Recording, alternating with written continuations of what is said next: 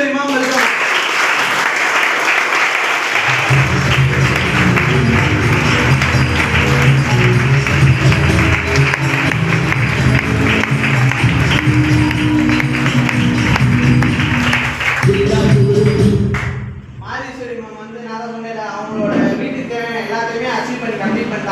லாஸ்டா ஒண்ணுதான் மிச்சம் வச்சு அதே இதோட கம்ப்ளீட் பண்ணிட்டாங்க. நான் சொன்னேன் 100% நம்பிக்கை இருந்துச்சு அப்படின்னா அவங்களோட நீட் எல்லாத்தையுமே எங்க தான் கம்ப்ளீட் பண்ணணும்னு நினைப்பாங்க, இதுல இருந்து வரக்கூடிய வருமானத்துல வாங்கணும்னு நினைப்பாங்க. ஏன்னா இதைத்தாங்க சொல்றாங்க, நீ போற இடத்துல உனக்கு வருமானம் வராது, அது வராது, இது வராதுன்னு சொல்றாங்க.